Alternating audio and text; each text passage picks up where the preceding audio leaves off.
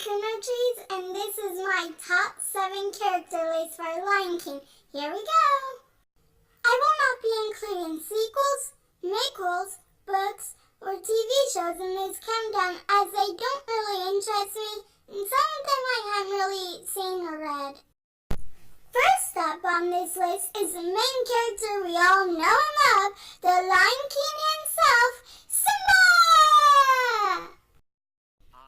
Honestly, Simba was a pretty good character. I felt like there was nice character development surrounding him. He went from a child who was pretty obnoxious, irritable, but kind of funny with his baby roars to an adult that was strong, caring, and kind of annoying.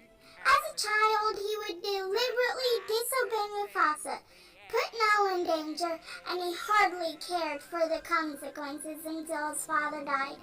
After the murder of Mufasa, however, this cub blamed himself and ran away. But as an adult, he returned and fought for his home. I hated how he tried to shrug off the responsibilities and Nala. But he returned anyways and took his throne. This is why I love Simba, because even though he ran away and gave up after his father's death, he returned for his people and himself. Next on the list, we have a pretty terrible Black Friday shopper since he's always getting trampled, Mufasa. In all seriousness, I loved Mufasa. Even though he died early in the movie, there's enough characterization to make most of us feel for it. He was kind, friendly, stern, and loving. He loved his wife and son more than anything else. He cared for Pride Lands and ruled over it not with an iron fist, but with kindness and respect for everyone and anything, at least to a degree. He's wise, he gives nearly everyone a chance, even his little brother, Scar, which became his undoing. Now, for the Banana Beak, Mr. Banana Beak himself, Zazu, advisor to King and Major Domo. What I got from the movie is he's a dear friend to Mufasa, and later, Simba. He loved them dearly. I believe what added to the pain and impact of Mufasa's death was seeing Zazu, along with lionesses, all look as sad as he did. Zazu wasn't even a fighter, but by the end of the movie, he was willing to fight. And I believe it's because of Mufasa's death and Simba's, at the time, alleged death. He loved Mufasa to a degree, whether it be a brotherhood, best friend, or even advisor-king relationship is up for interpretation. Now this dude, he needs no introduction. He'll embarrassing enough that your face is as red as his butt. Rafiki! Everyone's favorite shamanistic monkey. Being the shaman of Pride Rock, he is the wisest of the characters. His name is Rafiki, and he's a baboon with a stick. His best quote of either running from your past or learning from it is funny, especially when used on an older Simba. The monkey has some nice moves when fighting off the hyenas, and has shown he does care about Mufasa and Simba. I'd say he is as close to them, if not closer, than Zazu is based on love and respect shown towards him. In fact, the only one who doesn't show much respect for Rafiki is Timon.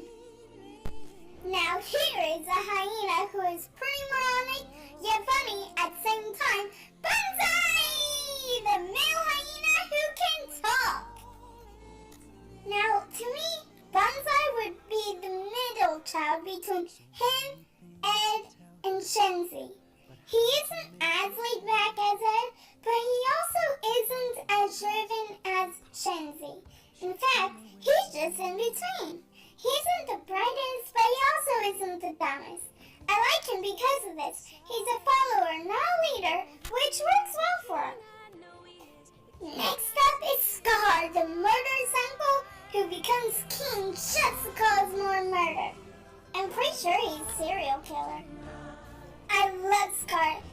especially during his song Be Prepared. I guess he just couldn't wait to be king. He plays the parts of the jealous uncle and villain nicely, murdering his brother, attempting to murder his nephew twice, and being the cause of his people starving because he wanted Pride Rock so much for so long. I guess his pride got the better of him. Now that 2 through 7 are done, it's time for the honorable mentions. These are the ones I didn't really have much to say about, but they are still pretty good characters. Sarabi, Nala, and Shenzi. Honestly, I really have nothing I want to say about the girls. I love them, but Sarabi, she's barely there. She barely has any substance to her. Nala is just a love interest. And Shenzi, to me, feels more like the annoyed teenage sister to 2 foolish little brothers. Timon and Pumbaa.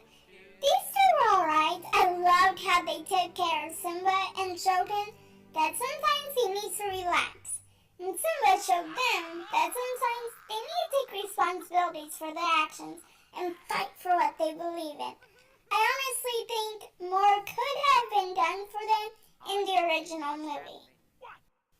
Now, for my number 1. This is the youngest brother to Shenzi and Banzai. At least how I see it. Here is Ed. The funny thing is, he's as smart as the tallest Ed from Ed, Edd, and Eddy. I love him.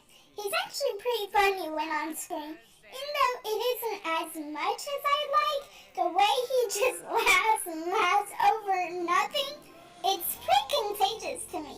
He's like that laid-back baby brother who just follows everyone around and mooches off of his family's success. Ed seems like a happy child that just loves to have fun. Thanks for watching.